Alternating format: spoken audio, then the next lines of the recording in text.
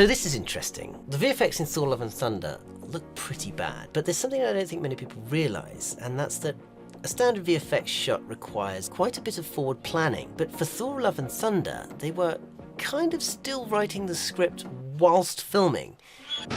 So using this movie as an example, I want to show you what happens to the VFX when you don't plan ahead, and how the VFX literally couldn't have been any better.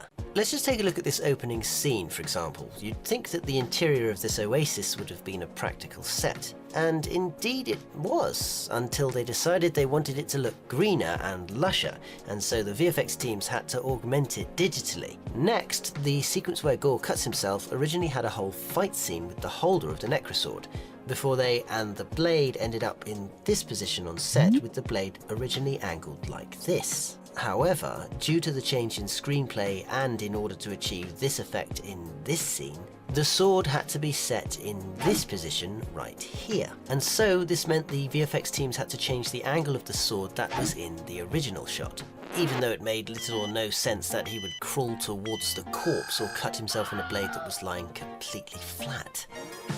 Later on in the scene, we meet the god Rapu, who you would assume would be an actor in a costume on a physical set. And indeed he was, until they decided they wanted to make some artistic changes. During principal photography, the actor looked like this, and in the final movie, he looked like this. So not only did the VFX artists have to scrap all of his costume for every single frame, they also had to junk all the original sets that the costume touched. So Rapu's whole performance, costume and parts of the set that had been built were reduced to this, and all had to be reconstructed in post. This scene continues and Rapu grabs Gore by the neck and lifts him up. Now on set this was done practically, with this guy here providing Gore's swinging motion. However, and I'm actually going to blame the VFX supervisor for this one, as it's a mistake that I often notice with rigs, and that's that Gore's centre of gravity is actually in the wrong place. What they should have done is have Gore in a harness and then put the centre of gravity around his neck, because that's where Rapu is holding him from, so that's where he would naturally swing from. And of course it didn't look right, and so they had to fix it digitally later on. However, something that isn't the VFX supervisor's fault, and is once again a consequence of having changed the script, is that the other characters were cut entirely. Like this guy here, this guy in red, and this character here, as these characters were all part of the fight with the holder of the Necrosword scene that was removed.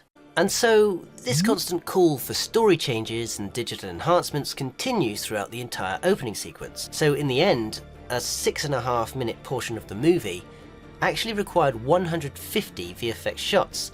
So it's no wonder that Thor Love and Thunder racked up a total of 2,500 VFX shots.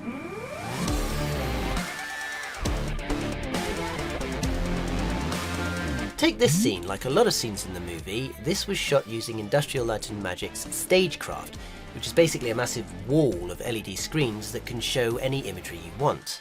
The VFX teams created digital environments that could be displayed on these screens and used as a live set background. But unfortunately, Love and Thunder's final backgrounds had to be so detailed that they would be too heavy for the current hardware playback limitations. So the backgrounds they made for every shot in the movie that used Stagecraft volume had to be substituted for the revised and more detailed versions later in post.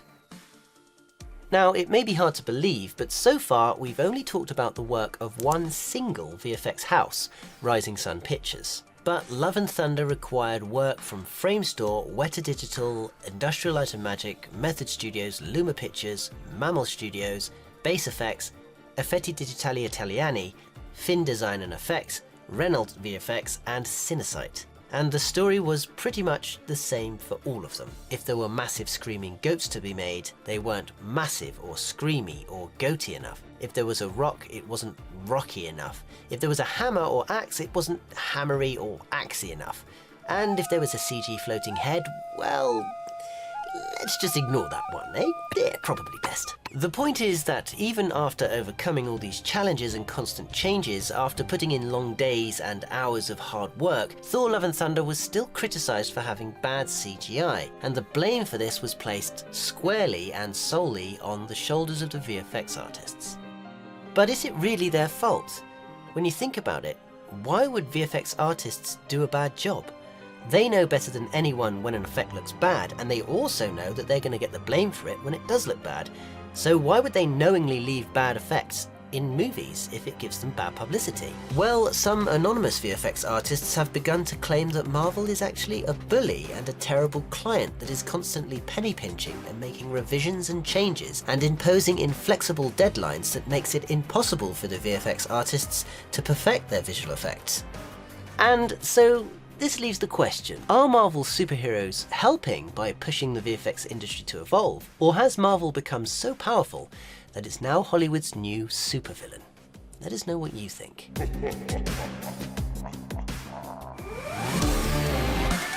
Support Mr. Green by sending us a super thanks. Just click on the thanks button under the video and choose an amount to donate.